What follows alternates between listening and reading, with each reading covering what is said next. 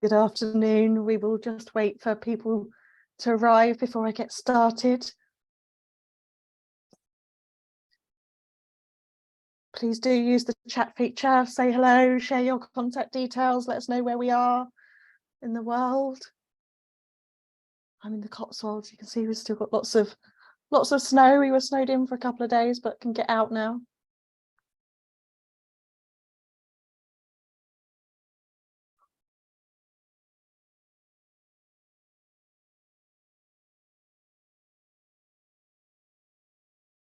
Okay, we've got a few people now, so let me do the whole get my slides ready bit while final people come in for today's session. So just move the bits around on my screen.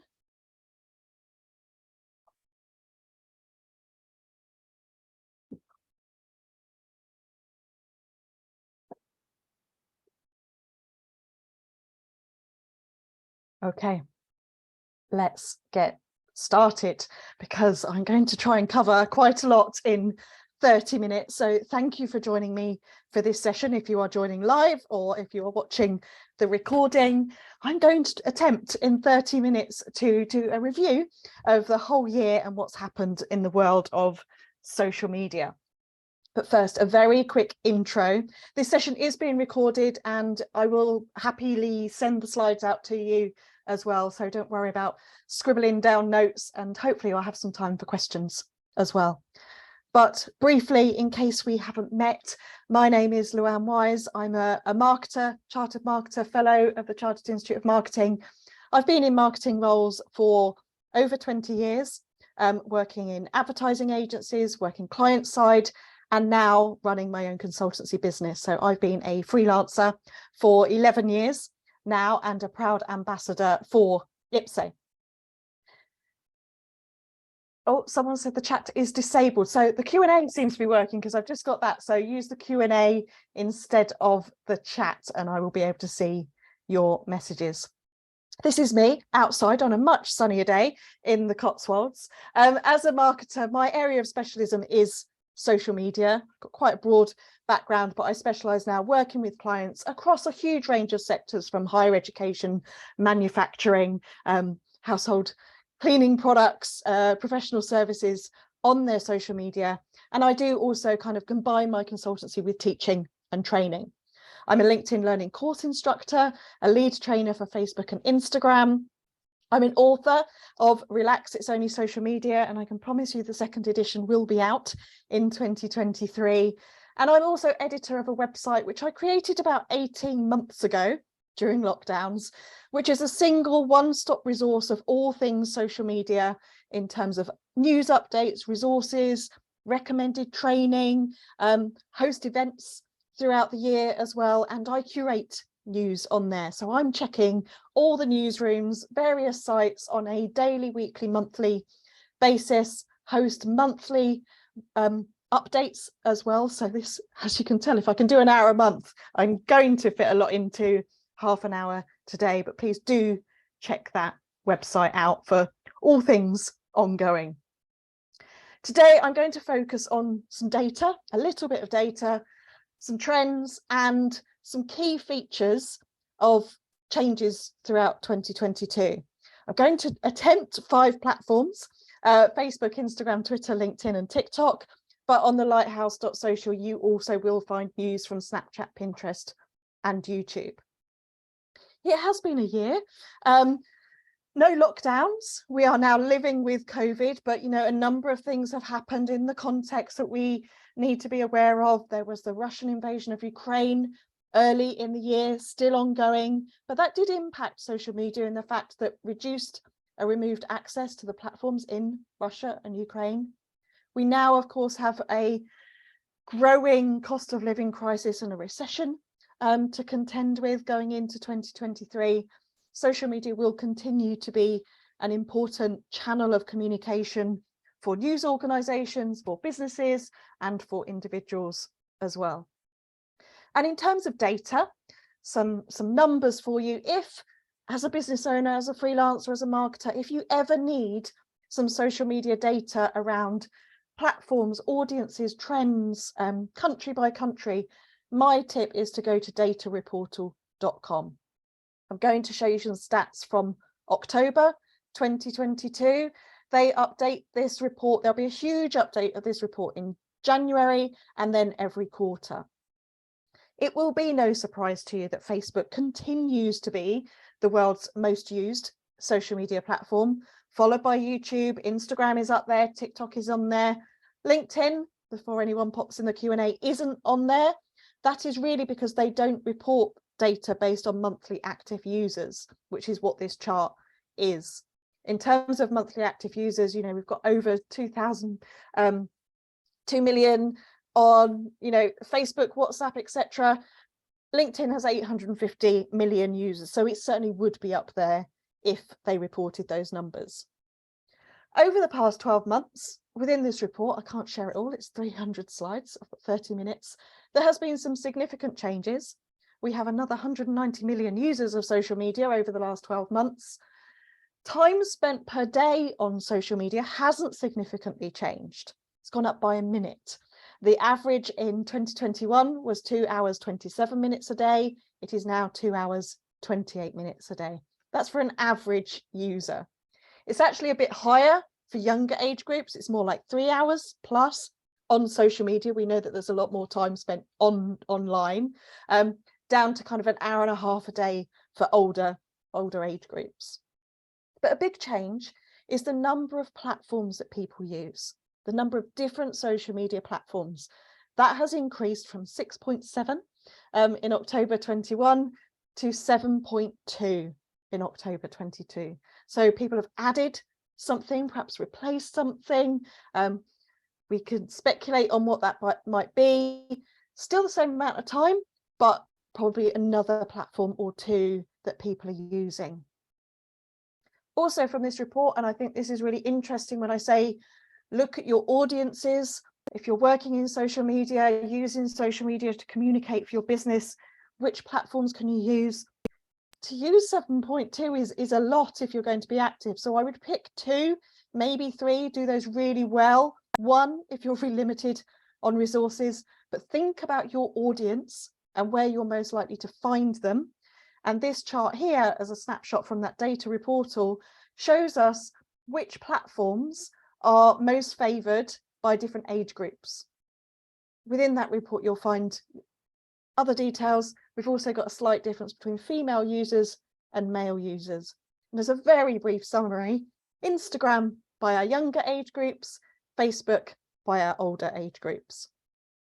You may be wondering where TikTok is. It is absolutely in there, but it's not replacing a favourite of WhatsApp for communications, Facebook and Instagram. So the Meta family is still leading in terms of what people are doing.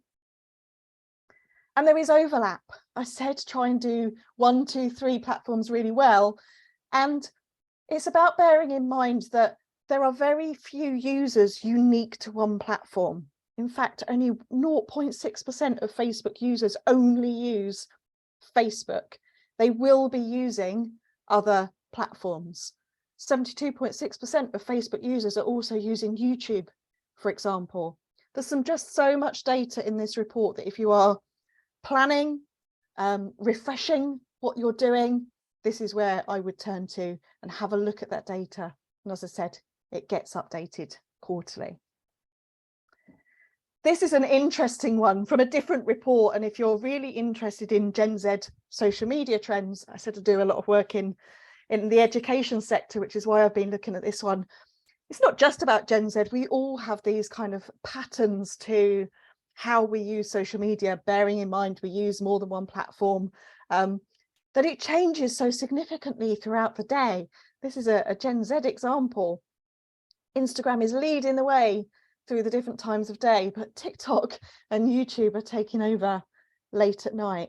I'm sure if any of us mapped our own use of any media channel, radio, TV, newspapers, magazines, and social media, we would also see that there are different trends and patterns throughout the day, which means that there is so much to think about if we are using social media to communicate, to promote our business, to win more business as a freelancer. We need to think about our audiences, we need to think about our platforms, and we need to think about times of day. And if anyone does have questions on this after the session, please do feel free to search me out on most of the platforms. Actually, I'm always happy to answer your questions. And the difference between those platforms, just one more slide of stats before I talk about the features of the platforms, is that people do have very different reasons for using social media and different reasons for different platforms, as you perhaps might expect if you think about your own use as well. This is kind of social media overall. We would have very different reasons if we looked at this platform by platform, but it is important to note that people use it to keep in touch with friends and family. They use it to find out what's going on in the news. They use it to find inspiration for things to do and buy and products to purchase, to watch live stream, to do work-related networking or brand research. Lots of things to think about and lots of different ways that you could be using social media as well. I said a lot to pack in, so let's have a look. Facebook as a platform, that world's most used, been around for a long time now, 2006 in the UK. It's not been an easy year for them. They changed to Meta as the kind of umbrella name for Facebook, Instagram, WhatsApp, Messenger back in October 21, so only just over 12 months ago. And at the beginning of this year, they were reporting their first ever decline, reducing number of active users, reducing revenue. They have been recovering from that all year, had some other big changes happen. Sheryl Sandberg, their chief operating officer, left towards the end of the summer. And in light of the current economy and actually over forecasting the impact of COVID, and that actually the growth levels aren't as sustainable as they thought they were. And this is not just Meta, this is other platforms and other organizations and industries as well. They are reducing the size of their workforce by about 11,000 people, which is 13%. So some challenges for Meta over the last 12 months, and I'm sure continuing going forward. As I said, on the lighthouse.social, on a daily basis, on a weekly email news update, on a monthly webinar, I'm reporting the changes, and there is significantly more changes than I can show on a single slide, but I've been back through them all over the past couple of days, and really we can group them into kind of key areas of change. One of those is Facebook groups, and for group managers, owners, individuals participating actively, there's been a number of new features this year.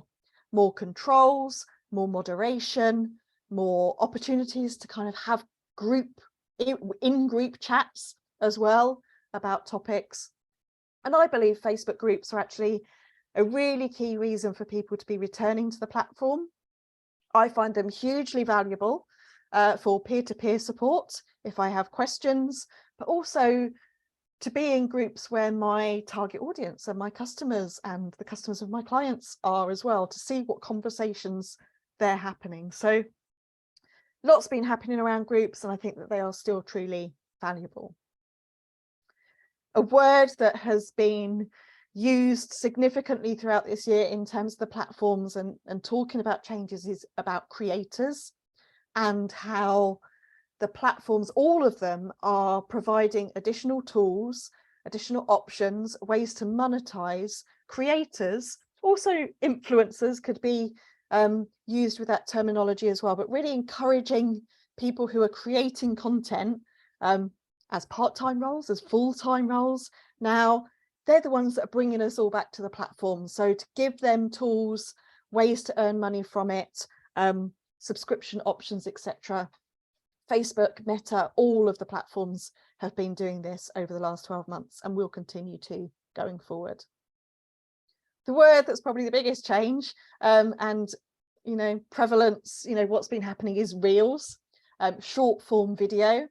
It was introduced to Facebook early in 2022, had been on Instagram, of course, is the nature of TikTok, and now advertising options in Reels as well there on Facebook.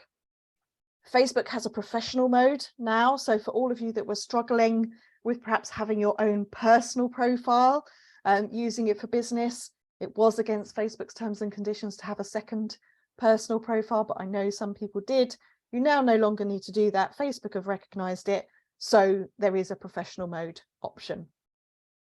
It is supposedly now easier to switch between accounts and profiles. I'll say that supposedly because sometimes I find it is, sometimes it isn't. You forget it's there. It's different for different pages if you're involved with more than one account, but you know, there are continually different ways to navigate around the platform. They're adding a customer support division. I think that's probably still US rather than rolling out to the UK, but they recognise that their customers do need support. In terms of advertising, they've added B2B audiences, which I think is great. Some characteristics and criteria for targeting B2B. They have also continued to remove some targeting features as they have done over recent years. GDPR reasons, Cambridge Analytica reasons, privacy reasons. They have now removed over the past 12 months criteria relating to religion, politics, sexual preferences, housing, employment and credit. And they've actually reduced a fair number of features on the platform this year. You can no longer have a video on your profile. You used to be able to have something playing along the top. They've got rid of newsletters, neighborhoods as an app, video premieres.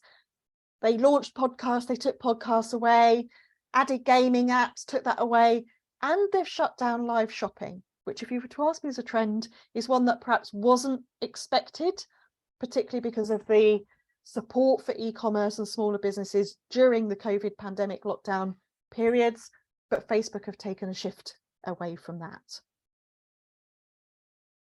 Okay, Instagram. Again, I could group the changes that's been happening on Instagram into just a few. At the beginning of the year, seems so long ago, the chronological feed returned, having things in the order in which they appeared. That was a big bugbear from users, so that has returned. Reels. It's all been about Reels this year in terms of pushing content. Instagram themselves said very early on in the year, kind of Easter time, that Reels were 20% of the time that people were spending on the platform. So they recognized it was important. They've been pushing it in terms of editing features, allowing them to be longer. In fact, all videos now are turned into Reels. They've adopted TikTok-like features in terms of a full screen home feed now as well.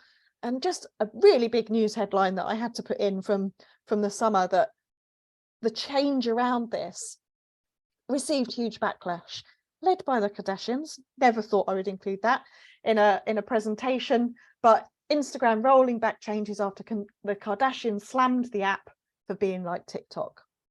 They've reversed some of the heavy weighting towards video now, but it is still very important. A couple of other nice features: pinned posts on the grid, on the feed. You can now add a pin to your top 3. Really nice, love a pinned post feature. Stories under 60 seconds are no longer broken up into clips.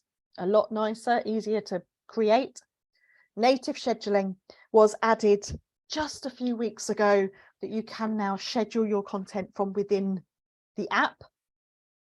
They've removed some apps as well, nowhere near as much as from Facebook, but Boomerang and Hyperlapse apps have been removed. And also they've removed in-stream video ad placements as well, which means all the video content you should be seeing is mostly organic and creator driven. To highlight and go back to the slide earlier around, you know, why people are using social media, a really important headline from the year and the last few months really is that it is a news source now. And Instagram, this is from the FT, Instagram is now the most popular news source amongst British teenagers. If you have got any questions, please do pop them in the Q&A. Got 3 more platforms to do and then a couple of predictions. Here we go. TikTok. Again, lots of changes week by week and month by month, but if we summarize them, the big ones are that they've increased the length of a TikTok from 3 to 10 minutes. I'm still seeing quite a lot of shorter TikToks in my feed, but the fact that there is this long form move now is useful for going live, useful for product demos, etc., events. This is a big one though, increasing the number of characters you can use for a caption. Previously 300, including all your hashtags. A big leap to 2,200. Again, not seeing too many long captions, but you know, just a few more characters is sometimes useful.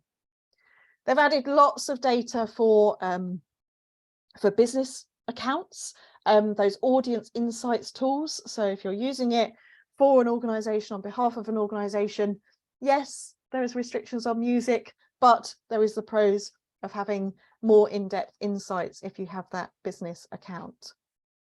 They recently added a photo mode for still images. So moving back towards what Instagram have been doing really, but making it easier for people to add content on TikTok. Lots of tools for creators again, and quite recently TikTok Now, which is the copy of Be Real. Be Real has been increasing over the last few months. TikTok still remains the most downloaded app of the year, but this is very much when you are using TikTok or Be Real, and actually I've read this morning that Instagram are launching something similar called Candid. You get a notification during the day and you take an image of what you're doing, and it will show something from the front camera and the back camera, and it's very much in the moment. Big headline will come into my my predictions as well for next year. For Gen Z, TikTok is more than entertainment. It is now a search engine. Big change. Twitter. Well, I think it would be very hard to miss what has been happening with Twitter. It was actually announced in April that Elon Musk had intentions to buy Twitter for $44 billion. Would he, won't he, will it go to court, will it not go to court? He bought the platform, you know, the sale all went through in October, and there has been changes since. Yes, people focus changes, user changes, feature changes as well. I'm not going to speculate about his leadership and those changes, but expect a lot more changes to come. But pre his takeover and since some of the key changes this year, it's easier to search. You can now search within your DMs as well, useful if you're doing customer service. There is now a professional account. Very early on, when there was the option to switch to a professional account, there wasn't a significant change in the features. There are now some different features and analytics available, so I would recommend having a look at switching your account. Spaces, the audio feature has been growing. You can now record, you can now live schedule, have multiple people, there's more management tools.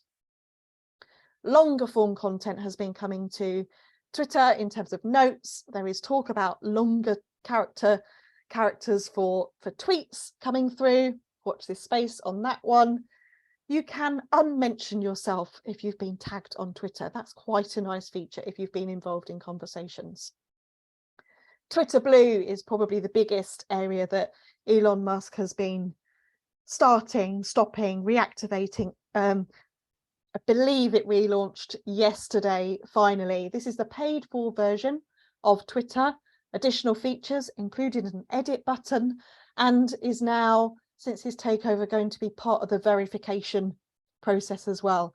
Previously verified people will lose it if they don't buy the Twitter subscription, but there is also different check marks as well to be able to identify between those kind of paid for accounts and official accounts. So look out for some different check marks, grey ticks, blue ticks, gold ticks, etc. coming through. They've been pushing heavy also on full screen video and have launched podcasts within the app as well. So has been a lot of change feature wise and leadership wise as well. I'm nearly there. LinkedIn, as a more business to business focused platform, more positivity around LinkedIn than perhaps the stats that were coming through from Meta. Twitter has reported growth, but we need to kind of put those into some context because of all the changes. But LinkedIn, owned by Microsoft, has continued to report record levels of engagement over the last 12 months. They've added some nice new security features, which many of the platforms have done. They're continually trying to focus on managing misinformation, disinformation, people's privacy and safety. Now, one of those is just, you can see when an account was created. So if you think it's potentially a fake account or a dummy account, you can probably see that it would have been set up very recently. Native scheduling has been added finally to LinkedIn. You can now do that directly on the platform. It's rolling out when you start a post. There's a little timer down the bottom right hand corner. That is a new option. Sometimes it's useful to schedule. There is a funny reaction got added. You can now do link stickers on images. You have to go onto a mobile to be able to add a link sticker to the image, but it's still there. It's easier to post, repost, share, retweet kind of activity on LinkedIn, no longer requiring a comment. It's now easy to do and acceptable to do, to just click a repost and send that out to your network, whether that's from a company page, a professional body, organization, a colleague, a peer, etc. Much easier to share other people's content. In terms of profiles, a few small features, but nice features. You can add a career break into the experience section. You can add dyslexic thinking as a skill, and you can pin comments in replies. Creator mode is an option that appeared last year, year before, not paid for, not premium account, but does give some additional options in terms of LinkedIn Lives, audio, newsletters, and this year audio events on there too. So if you haven't switched to a creator mode account, I would recommend having a look into that. It does give you some more options. And with less than 5 minutes to go, my predictions, and not just my predictions, for the next 12 months, what is happening out there, what are people talking about? I've alluded to some of these. Social media's search dominance is just beginning. Google is recognizing that social media platforms are a competitor to them, and this means that anyone using social media has to think how their users, their audiences are using the platform. They are using it for searching as well. So there may be, changes to your content and how you use social media, but also how your audience are using it too. Again, I've alluded to these: misinformation, disinformation, management of all of that is ongoing for the platforms. But next year we expect the online safety bill to progress through UK government. Their objectives is about making the UK the safest place to be online, while also defending free expression. It was in Parliament just last week, got delayed over the summer. It should become law by next summer. Again, something to watch. Algorithmic AI recommendations is also quite a significant change, and the platforms have been quite open, particularly Twitter on this one over the last couple of weeks, that you are going to start seeing more and more content from people you don't follow. This has in fact become really popular in a way of using TikTok with a For You page, and I believe that's why the other platforms are adding that feature in. We see the same features appear across different platforms, and to a certain extent, while I still want to see the content from people I choose to follow, opening up to see a wider breadth of content from more users is also a positive thing, I think, as well, so we don't stay in bubbles. I've mentioned the word creators. They are so important to the world of social media. Partnering with influencers, creating content, great engaging content is what it's all about. This chart at the bottom from Social Trends 2023 by Hootsuite shows really simply that until now, working with creators and influencers has been about big businesses, and there are opportunities and there will be opportunities, and it's a growing trend for smaller businesses to work with creators and influencers as well. So they are the 4 things that hopefully this time next year I will be saying happened, went through in a positive way. I think I've just about done that in 30 minutes. So as I said, you will receive a copy of the slides, a copy of the recording. If you have any questions right now, please do pop them in the Q&A box. I don't need to disappear immediately, so happy to stick around. Any questions afterwards, please do feel free to search and find me and drop me a message.